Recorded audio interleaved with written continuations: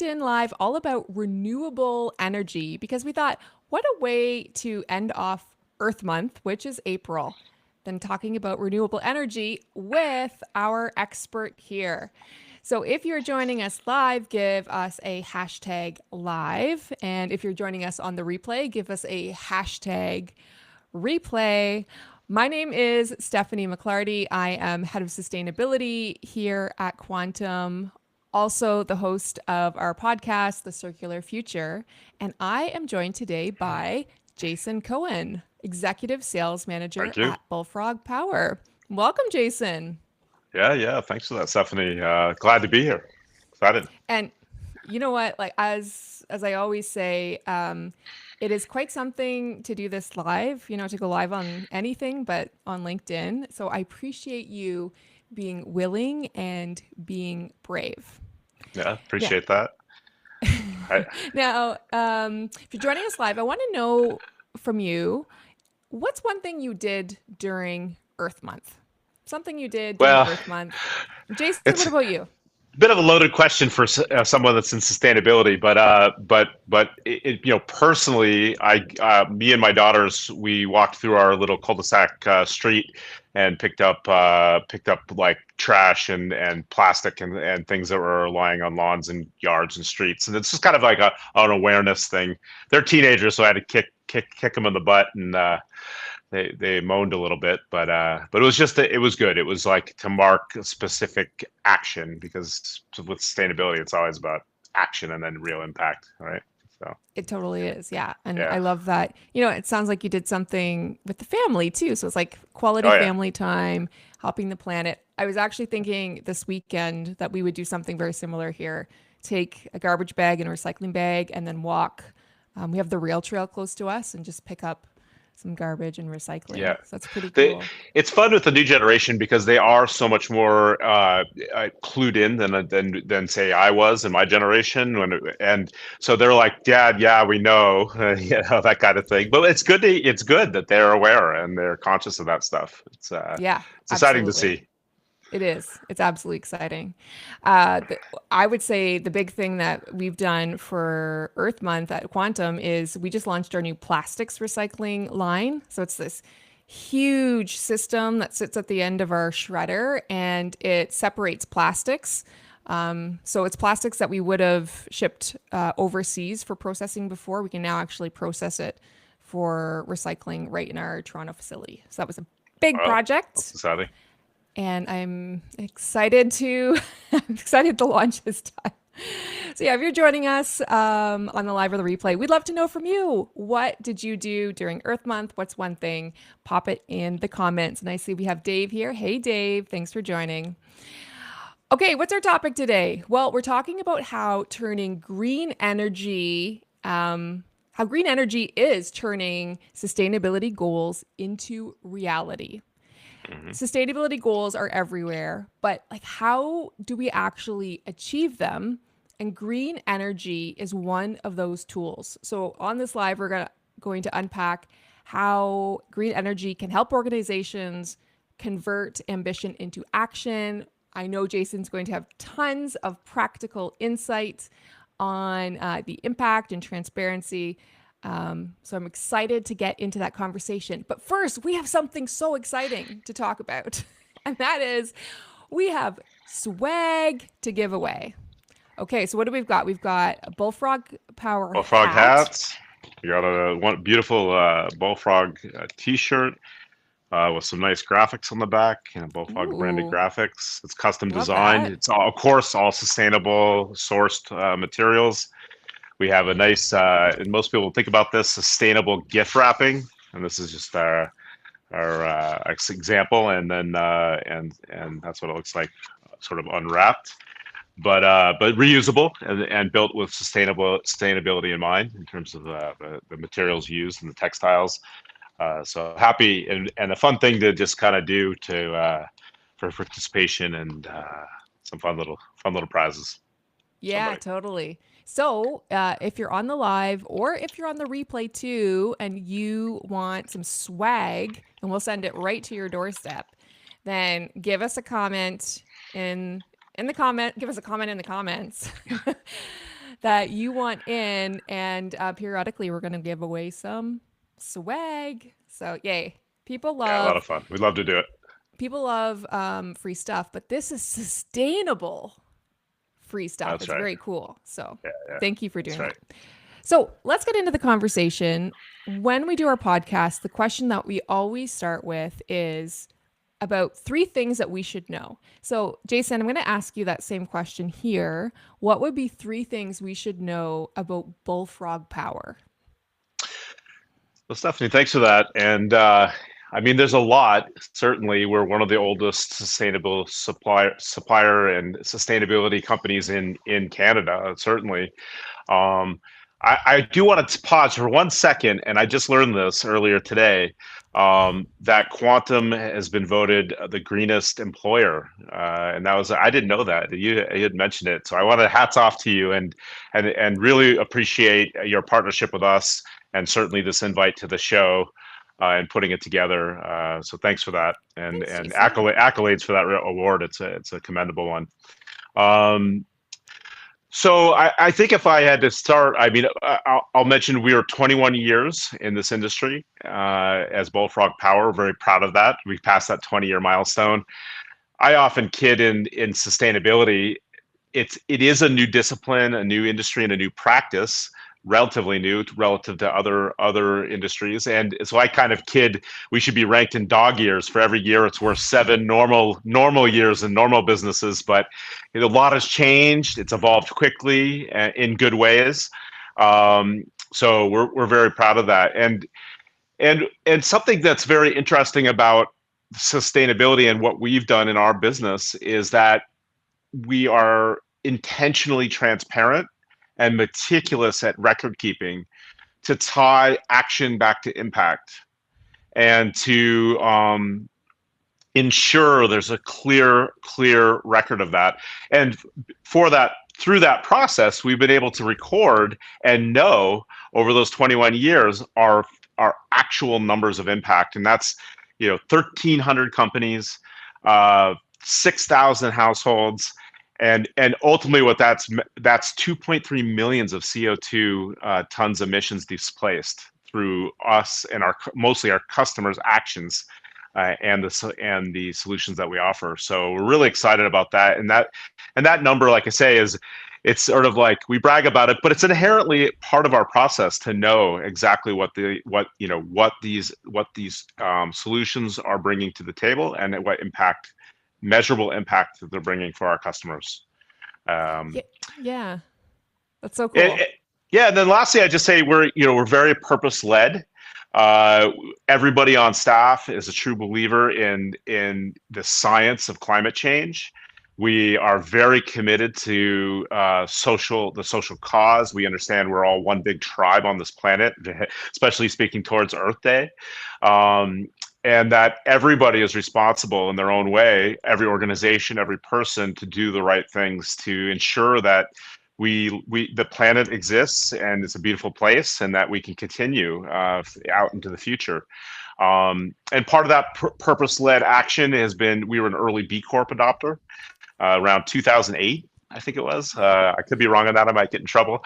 But very much believe in that organization, and through our commitments to be B Corp, we've taken a certain amount of the profits year after year, and we've invested that in community projects in the community to give back. And we're very proud of those projects. I think it's about 144 or more, somewhere in that range, throughout Canada. Feel free to go to our website. We've got a section on it, talks more in depth about those projects. And been involved in the World Wildlife Federation, other climate action groups. So just like I said, we're all believers here on staff, and we're committed to work hand in hand with our customers to do the right stuff.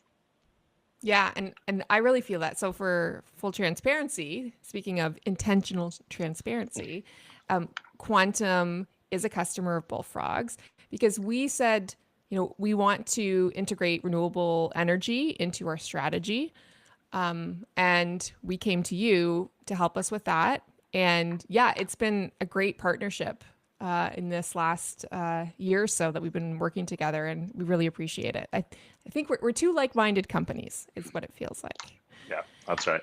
So for us, it was we want to reduce our greenhouse gas emissions, to electricity emissions, it reduced as far as it could in terms of conservation, energy efficiency. And so for us, the next step was adding renewable energy, and we came to so. What would you say is the most common sustainability goals that customers come to you for help with? Is it this kind of thing, like what we did, or is it different? It's a great question, Stephanie. And so originally when the company started, and it was started by Tom Heitzman and Greg Kissling, they had a vision and a mission to bring sustainability and green energy specifically, which is the topic we're talking about, to homeowners. Our big focus was residential back in the day because the solar industry and energy industry was in its infancy, and there just wasn't a lot of options. And so for homeowners, it's usually two things. It's I want to do something. I want to do my part, which is a big, growing area for goals. And then the other one is just to bring down and get control of energy costs. And so, so that's sort of like, and then for business owners, um, they have an interplay and a nexus with their stakeholders, which could be the public with B2C, or internally with their stakeholders in charge of the business. Um, Often businesses are in lockstep with the greenhouse gas corporate protocol that was laid out, which is looking at very specific targets for pollution reduction, carbon pollution, 2030 being a big number, and then 2050 also being a very important date. And so, for them, their goals are I have to reach that number by a certain date. Maybe I can take a step backward. Sustainability is often complex and not easy to solve, and it very much is a journey. And it's not a journey that happens. It's not a journey that ends quickly. It's an ongoing process, and every company and organization's needs can vary. And that's one of the reasons that Bullfrog exists, is that we work in lockstep. We almost think it not as a supplier of solutions, although we are, but we see as we're really a partner. We're in partnership with our customers, and we look at their needs, and those will change as time evolves. But the absolute most important thing is to get started, just to take that first step. And I think that's often missed. It's like, because organizations tend to look in big ways, and you don't have to look big and make it a giant hill to climb. You really want to just get started. Just doing something's better than doing nothing. That's the number one rule. And so how to get started, and that might be the first goal. Where do I start? Yeah. Right? Because they don't know. And so that's where we come in, because our solutions and with our education and assistance and consultation, we can help them immediately start doing something and having impact. Yeah. It's funny on the podcast, our podcast, The Circular Future. I would say there's a couple of themes that just recurringly come up almost every episode, and this essence of getting started. You have to start somewhere. It's so important. It comes up all the time. And if I think about where Quantum is at in our sustainability journey today versus about 4 years ago when my role was created, head of sustainability, and I joined, like, it's like night and day. And you want to compare yourself with the leaders, but really you'll get there, but you have to start. And isn't it funny how as you work through that process, you may not see, you're like focused on the now, but after a bit of time, you look back, wow, what a difference. Like you said, it's amazing. Yeah. Good And I stuff. mean, and for us, it was about year like 3 or 4 when we turned to renewable energy as an option. So for getting started today, and for looking at, let's start with electricity for example, if we're Mhm. thinking I'm a business and I want to do something about my electricity, what are the options available today in terms of green energy?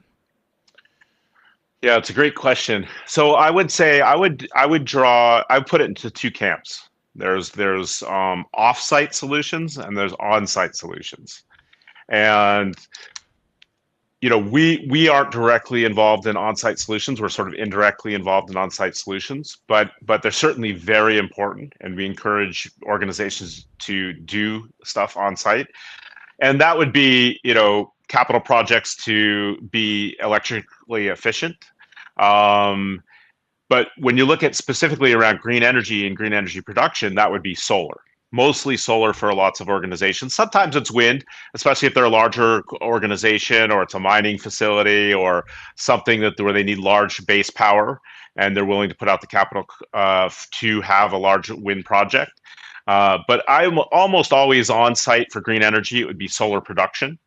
And I used to be in the solar business and industry a number of years ago, and the rate at which the cost to install solar and the amount of energy it can produce the cost has gone down significantly, and it's continuing to go down, and the energy density of the generation has gone up significantly. And there are some incentives, but certainly here in Ontario and in Canada as a whole, so I'd strongly encourage those capital projects around solar, if possible, for any organization, and even residential customers. We're big advocates. Renewable energy source. So that's the on-site kind of solution and way to start in on the on sustainable journey in green energy. But there's also offsite, and the reason why I say offsite is because many organizations, maybe they lease the building. There's not enough roof space to put up solar on the roof. Um, Maybe there's not the capital expenditure available to do a full solar project. There's lots of reasons why solar Yeah. may not be attainable. And Like we tried, so, yeah, sorry, go just ahead. on that, we looked at one of our facilities in particular. It was the roof was not strong enough, and the amount we'd have to invest in reinforcing the roof would just make it unfeasible. Yeah, it's So, a good yeah. example. And what's nice sometimes with those projects is you can put a pin in them, and then if you're going to do roofing in 7 years, then you look at solar again. But you still have now until those 7 years to work. If you have a sustainable roadmap and you want to have certain goals to hit that you have to take care of, that you have to meet. And that's really where offsite solutions come in, and I can speak in more detail about those because it's what we do here at Bullfrog. But there's called renewable energy certificates or EACs. They're the embodied environmental attributes of green energy production. So somewhere green energy is produced, either wind or solar or hydro in some cases, but biomass where they're are anaerobic ingesting compost and then generating a biogas out of that, which turns a turbine and generates energy. But that's a renewable source. Um, we take those embodied environmental attributes and then a homeowner certainly and a business owner can then um, obtain those environmental attributes and use them to displace the associated pollution with either production lines or keeping the lights on in the building. And that's an offsite solution. So that's in essence what you're doing is you're promoting green energy, you're promoting green energy production and renewable energy sources. At the same time, it allows it applies the environmental attributes of that green energy to the organization. So it Yeah. allows them to reduce their overall pollution, their state of pollution, and the pollution that associated with their production or their business operations. And that has, I would say, it has three typical main use cases. And I sort of touched on a little bit previously, but one would be, how do I get started? It's an easy way to get started, and you don't have to cover all of your pollution, all of your carbon pollution. You can say, well, year one, our starting point is 5 or 10%, and then you'd one-to-one match those environmental attributes to your pollution. at 10%, and the next year you go to 20, and the next year you go to 30, right? Or maybe you have a capital project at year 4 or 5. Um, so it's an easy way to get started, and it can be at any level that you want, because we're not worrying about, do you have a roof to put up the solar, right? The Yeah. solar is going in at a solar farm, and then you're enjoying some of those benefits, and you've helped fund that solar farm. Another one is just capital projects for most enterprise are very intermittent. Just like the roof example you had, it might be 7 years before that roof goes in, or it might be 7 years before the boiler needs to be changed out and a high efficiency boiler or electric boiler goes in. Um, well, until that capital project happens, you can use the offsite renewable energy certificates to kind of fill in that gap until those capital projects happen. And then lastly, it's many organizations have explicit goals. An end goal to reach is they call it net zero or carbon neutral, or we've abated all of our pollution. That's a huge, huge accomplishment. They'll do a lot of those capital projects. They'll put in some green energy. They'll do solar. They'll do, change out the boilers, put in LED lighting. And that only equates to maybe 90% of their goal, or 95% of the goal. So that's another area where the offsite solutions, the renewable energy certificates, can come in and really shore up and finish that last 5%. So that's the other kind of use case that we see. Yeah, fair enough. There's some other Yeah. stuff. I mean, we also do um, PPAs, which are purchase power agreements, for large organizations, and they're a bit of a financial mechanism, but they're tied to that green energy production again, still. Right. Yeah, Yeah, so there's different tools in your toolbox, really. And I know for that's right. me, and looking at quantum situation, a couple of things I learned. So we're doing it like site by site at Quantum, where we do certain sites every year. And to your point, it doesn't have to be a permanent solution. It can be like the solution for now. And if solar on the rooftop does become feasible at some point, then you can switch to that. So that gave me some Yeah. reassurance as well. Before I go on and ask you what the next sort of what tools do you have in your toolbox? Just a reminder, if you want some swag, let us know in the comments. Drop an emoji. What emoji you're feeling today, and we'll send you some swag. We got a hat. We've got a nice T-shirt. Quantum's got socks and a tote bag as well.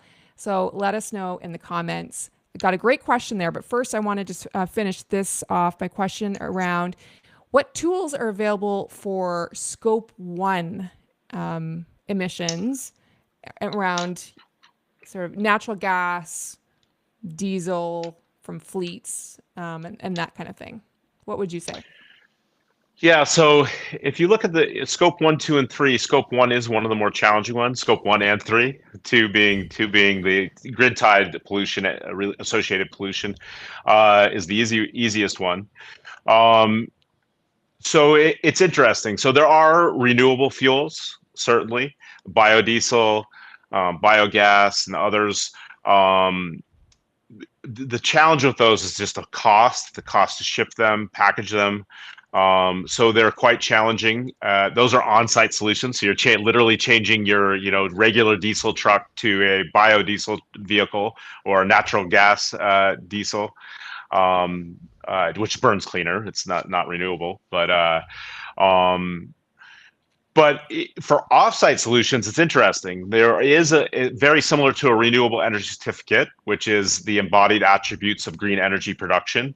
There's a renewable thermal certificate, and that's in essence when 1 gigajoule of energy it's a one-to-one matching system. Same with the REC. So for 1 megawatt hour of consumed energy, you get 1 megawatt hour of renewable energy certificate. In essence, that displaces that associated pollution. Very similarly, with the thermal certificates, if 1 gigajoule of energy is burned with a non-renewable source, a gigajoule of energy is burned with a renewable source somewhere. It's maybe not on site. That's why we call it off-site solutions. Right. It's not perfect because you're still burning a fuel source which has associated pollution, but it's one renewable, and most likely cleaner. It's not as clean, but cleaner. And for that reason, it's become a bit of it's not the organizing bodies, the Greenhouse Gas Corporate Protocol and Science Based Target Initiatives are probably two of the biggest. Uh, the Greenhouse Gas Protocol, Corporate Protocol, for example, hasn't explicitly included the thermal certificates in their framework, but they haven't excluded them either. Okay. And it's a process of ongoing discovery and consultation with the public, with the industry, and with the ultimate goal of true sustainability. Um, so what I would say is that again, it falls into the get started. It's better to do something than nothing, and the principles are, it's better to burn a renewable fuel source than a non-renewable. So that's one way with an offsite solution to do that. And then, of course, you work towards bringing that fuel on site ultimately when it becomes feasible, and as technology changes and improves and supply chains improve. But yeah, Yeah. that's primarily as a switch to some sort of renewable fuel source and cleaner burning fuel sources for on site. And then offsite, we work with our customers with the thermal certificates. They're not as widely used, or they're not as widely available. There's just less of it because there's less projects out there. But we do our best to maintain inventory and have it available to people that are in the voluntary markets and that want to do something versus their inability to do Yeah. anything. They're just not able to do on-site solutions, right? So Yeah, it's at least absolutely. another step. Yeah. And as you say, things are evolving in this space. So there may be That's right. better on-site solutions eventually, but for now, the off-site Yeah. solutions are what we need to work with. Okay, Yeah. a question in the comments